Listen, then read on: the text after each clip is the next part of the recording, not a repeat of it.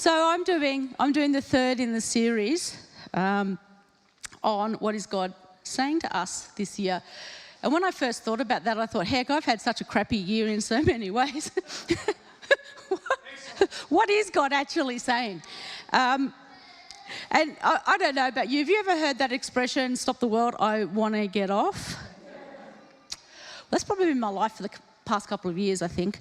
But much of this year has been chaotic. Now, I've got some pictures of the brain, if Bronnie could pop them up. The first picture is what our brain should look like, right? Nice, healthy, good blood flow. Okay, so it's a diagram. If we could have the next picture up of the brain, I kind of feel like that's a bit like what my brain's been like.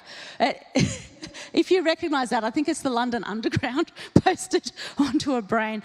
But I thought of that and I thought, to me, that seems like my brain. There's been thoughts going in a million different directions. It's like trains running all over the place, and knowing which is the right train to catch can sometimes be a little bit tricky. There's probably all sorts of reasons for that. But I just wanted, as we think about what God is saying to us, I just wanted to give you a little bit of a backstory. So as a person who has usually placed fairly high expectations on myself, about 18 months ago, I found myself like totally unable to function properly. And most of you know that journey and that story. But my favourite expression has become, I have no brain space left for that. It's not the physical ability to learn and grow. I'm still studying and I'm still enjoying that. But there's just times when I have no emotional space for anything. And I know we all get to that place at some stage. But I was done. Like, I was completely exhausted. And I just want to honour Brian for putting up with me over the... Well, he's put up with me for nearly 35 years, so, you know, good on him. But... that's been a journey all of its own. But for the last 18 months, Brian has been his usual stable, kind, compassionate, caring self, picking up the bits and pieces where I've dropped the ball. And I just want to honour him for that. And, yeah, he's a good man. But you know what? I was just so frustrated that I couldn't function properly, and that just made it worse. And I took some time off. I took some time off over Christmas, and I planned to go away in December, and fires hit, so everywhere I wanted to go, there was fires, couldn't go anywhere, couldn't travel, stuck at home in the smoke and everything else. And I wanted to take time out and I wanted to rest. And even though I wasn't actually doing a lot, I wasn't resting, I was just struggling to rest. And I went to a retreat just previous to that, and my sister took me aside and she said, Jill, I'm really worried that you've hit burnout. I'm just really worried that everything's going to collapse. And I am so, a bit emotional, but I'm so grateful that she said that, because I was going to try and push through. I was just going to do my usual, I can cope with this, I'm okay, I can push through. But, you know, Christmas came and went, I did bits and pieces, and then it was due for me to come back to work, and I came back, and the first 2 Sundays that I was back here at church, I was so anxious that when COVID hit, quite frankly, it was a relief not to have to come out.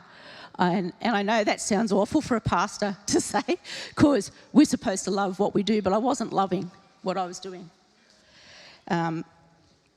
But COVID forced a rest, but I was... Thanks, Heather. Thank you. Yeah, soggy eyeballs, that's what it is. It's not crying at all, it's just soggy eyeballs, yeah. But, you know, in the end, even all through this COVID stuff, this exhaustion has played out. And I know sometimes all I have space for is to play games on my phone. And I know that's not actually all that helpful. But I felt like I was at least achieving something on there as you hit one level to the next. You know?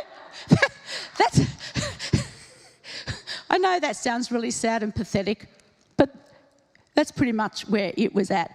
Now, I don't know how well it's going to be able to see, but I wrote up last night my wheel of exhaustion, because I hope this helps someone here as we think about moving into next year and what I'm going to say in the following few points. But it's a bit small up here, but it starts at the top with busy activity. Notice I didn't say purposeful activity, it was busy activity. I knew how to be busy with all sorts of things that weren't necessarily purposeful. I know how to spend money really well. I know how to online shop really well. I know my credit card number off by heart. Like, how sad is that? I just say that's, because I was good at maths, so I remember numbers. But that leads to emotionally tired. And being emotionally tired leads to no brain space. And my no brain space led to me playing games. Now, I don't know what it is for you guys, but for me it was my phone. For some people I know it's Facebook. For others it might just be busy burying their head in something. Whatever it is for you guys. But it led me to feel bad because I wasn't being purposeful. But what happened then is I went back to the busy activity so that I felt a little bit purposeful, and the whole thing just kept on going. I was just in this cycle. So I've got another couple of pictures, if Bronnie could put them up now. This is hilarious because I Googled mouse wheel. Here's the mouse and here's the wheel. That's not the mouse wheel I was looking at, although we do use those. I don't actually use one so much now. I tend to use the touchpad, but yeah, scroll me. Anyway, if you could put the next one up, Bronnie. This is the real mouse wheel that I was looking for. And if I'd had one, I would have brought it so I could fiddle with it, while I'm silly. But running, round and round and round in circles, getting nowhere. Now, you have those for mice for good reason, because it gives them exercise. And they don't care that they're not going anywhere. But I did care that I wasn't going anywhere. And so this whole spiral of time, I really began to feel like I was that mouse sort of trapped on that wheel. And I spoke to people about that. I spoke to Ron about how I was feeling. I made sure I was accountable through this whole process. Because the one thing I didn't want to do was end up in such a big heap that it was almost unsalvageable. So this sense of going round and round. And so in all of that, what is God saying to me? You know what, to be honest, through a lot of that time, I knew that he was talking about rest, and I believe he's talking about rest for all of us. Not just doing nothing, not just sitting in a chair, not just, going for a walk on the beach, but real soul rest, real deep soul rest. But I'm not good at that, because real deep soul rest means you've got to sit with yourself for a bit in the presence of God. And that means you have to reflect on who you really are. And because I was in this busy cycle, I was not really good at this soul rest. But I really believe what God is saying to all of us through this is create space for rest. Create space for true rest to get off the wheel. Yeah, there's things we have to do. There's responsibilities that we have. And creating that space for rest isn't actually about negating those responsibilities. But I actually believe that when we create the space for rest, we create space to do those responsibilities properly, appropriately, with less stress, with less angst, and hopefully much, much, much, much better, because we're actually focusing on what is purposeful and what we're meant to do. So getting off the wheel, how do I get off the wheel? How, if you're caught on that wheel, do you get off the wheel? I think one of the first things we have to do to get off the wheel is to recognise that busy is not the goal. Busy is not the goal. So as we look at next year, let's not think about busy being what we have to do, but let's think about busy not actually being our goal. That our goal, amongst some other things, is creating space for what God's calling us to do. Now, I find that as humans, or maybe it's just me, but we tend to place a lot of value on what we do. And so we get so busy doing stuff because it somehow fills this sense of emptiness, of value that we haven't quite got a hand around, I suppose. And so it leads to all sorts of negative habits, like my exhaustion wheel, my wheel of exhaustion, as opposed to wheel of fortune, hey? So I don't know what your negative habit is, but it also can just lead us into activities that might be good in themselves, but are actually not the best for us. And I just think one of the habits is that we try to live up to probably and maybe this is just me, but it's the expectation I have of what I think others expect of me. Does that make sense? This is not an expectation that others actually have of me. It's the expectation that I have of myself that I think others have of me.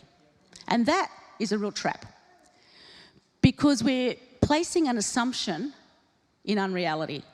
And it leaves us with this sense of having to do things to a certain level, to a certain standard, to push ourselves beyond where God ever really wanted us to go, trying to do something that we think will please another person. And really, Jesus gave us lots of things to do, but really it ultimately comes down to love God with everything we have and love other people. And I believe in our loving other people, we also should be fulfilling that command of Jesus to make disciples. But it comes out of our great love for God. And we sang this morning, about who he is and about his worth. And just honouring and acknowledging that and loving God for who he is, and then loving the people around us in a way that actually brings true relationship and that depth. So I really believe that creating space allows us to love God in a way that we might not be able to otherwise. And so I'm learning not to be busy. And you can call me out on it if you like. I'm okay with that. I'm okay with people calling me out on, Jill, that's not appropriate, it's too busy. Is that something you could be doing? Can I just say, Diane's great at that. Every so often she goes, Jill, is that something you really should be doing? And because I like to be busy, I usually say yes. But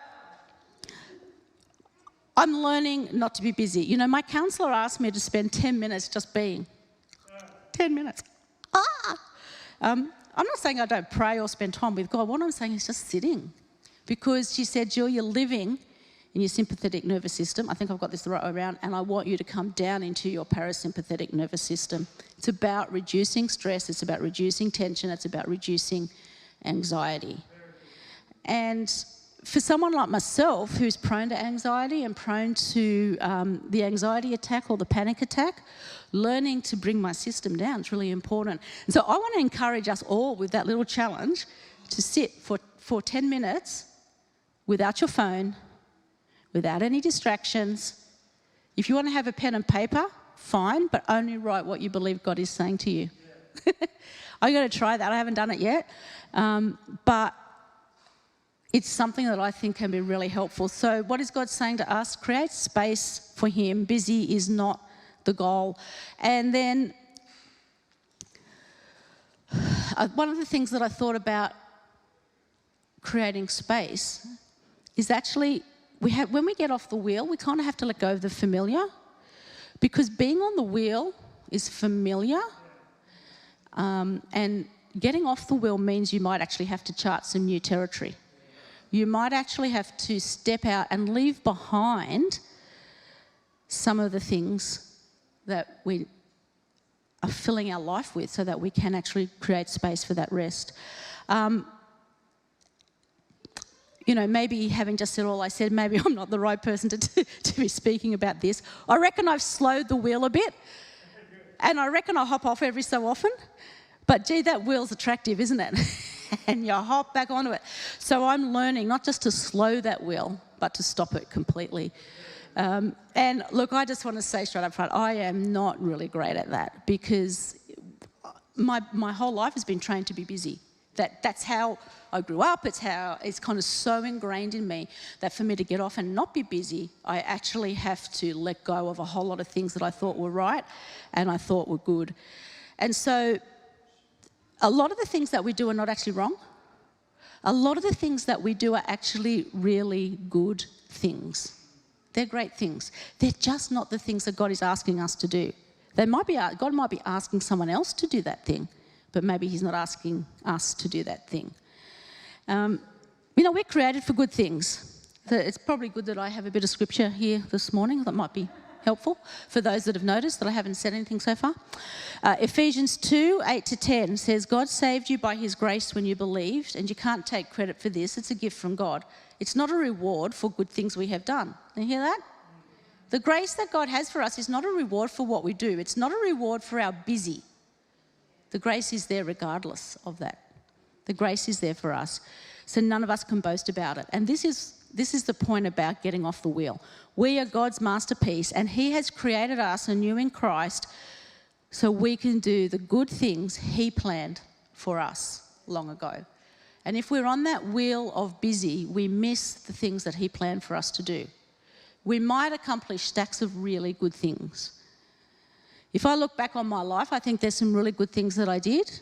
I think a lot of it was God's will, plan and purpose for my life. I reckon there's some things in that, if we're really honest, that weren't. They were good, but they were not. So I'm not talking about ghastly sins. I'm talking about stuff that's actually good. Things that aren't bad, but they're not really what we're called to do. And what I'm called to do is different from what everybody else is called to do, you know. So if we can get off this wheel and create space for rest, then we can also create space to focus on God's intention for us. And it's not that we never do anything, but we do what we're created to do. And so sometimes when we get off the wheel, we have to discard stuff, and we have to unlearn the many years of learning that we've had. And, you know, for me, I've had 55 and a half years of learning. Scary thought. It takes time to undo 55 and a half years. You know, it takes time. And those of you who are slightly older than me know that it's a continuing process. It takes time, and we still all work at it. You know, it's a bit like the ball of wool. If I could have that picture up, I don't know how this is going to be, if you can see it or not, but I was making something for my new little granddaughter earlier on in the year, and it's a picture of my dog, if we can find that one, Bronnie. There it is. Can everybody see that? I'll sort of move aside a bit. I don't know if you can see what she's got, but she's got a ball of wool and my crocheting, and it's all around the backyard. It's around the tree, it's under the tree, it's through everywhere. And I kind of think that's, for me, that's a metaphor of some of the learning that we've had. Because it ties us up in knots, and it ties us around things that we were never meant to be tied around. And, you know, when I eventually, with much chasing, persuasion and help from my neighbour, got that back, and I actually had to unravel lots and lots and lots of wool. I had to discard some of it because the dog had chewed it up and it was in her mouth and it was wet and soggy, and I went, don't think I'll unravel that, toss it. Some things we have to toss out. The other thing that I had to do with, I didn't use the wool. I noticed a few days later, sorry for the gross picture, but some more wool appeared in my yard because it had gone right through the dog. Yep. Yeah, I didn't take a picture of that one. I'm really sorry. A number of things have gone right through the dogs, like the insoles of my shoe, you know, all sorts of things. She's beautiful, but you know what? She's still a puppy. But in all of that, you have to unravel. You unravel a whole lot. It's this unlearning, and you feel like you're unraveling, but you're actually getting rid of the knots and all the stuff there, and then you wind it all back up. The unraveling of the knots and all of that kind of stuff means that you can then wind that wool up and create again.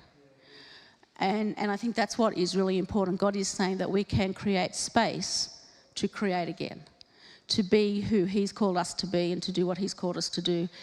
And just as I finish, I want to encourage us, because I really believe God is saying find your own rhythm in all of this. The rhythm that works for me isn't going to be the rhythm that works for you. So find your own rhythm. You know, it differs from person to person. And, you know, when we're honest with ourselves, when we're finding our rhythm, I want us to be really deep and honest with ourselves, not in a negative way. I don't want us to be picking all the negative points of our life. I just want us to be real with ourselves and understand ourselves, so that we find this rhythm where we understand ourselves so that we can come to a place of rest. In Matthew 11:28, Jesus says, "Come to me, all of you who are weary and carry heavy burdens, and I will give you rest. Take my yoke upon you, let me teach you, because I am humble and gentle at heart, and you will find rest for your souls. For my yoke is easy, and the burden I give you is light." And the message says, are you tired, worn out, burned out on religion? Come to me, get away with me, and you'll recover your life. I'll show you how to take a real rest. Walk with me and work with me. Watch how I do it. Learn the unforced rhythms of grace. I won't lay anything heavy or ill-fitting on you. Keep company with me and you'll learn to live freely and lightly. The other really good thing about that is Jesus actually talks about two types of rest. He talks about the physical rest of, you've been working most of the morning and you take a lunch break or you have a rest, you gather your strength, you recollect all of your strength, and then you go again. He talks about that rest, but he also talks about this deep rest of abiding in him, coming to him, and actually finding rest in him. That is that deep rest for our souls. And it's when we find that deep rest with our souls that we can truly sing, as Ruth was singing this morning, it is well with my soul. Because it's that deep rest, creating the space to put aside the normal things of life, wind down, and in the grace and the mercy and the presence of God, to really get ourselves back into a healthy place. Because we find our rest in Jesus. Those untold rhythms of grace come in him. And so I think what God is saying to us is create that time. Let's not just fall back into the busy where we were, but create something new, something that it will be for us as a gathering together, creating what God has called us to do, and individually creating that space for relationship with God, for loving other people, and for finding that true rest. I'm not perfect at it, but I'm going to give it a go. Thanks.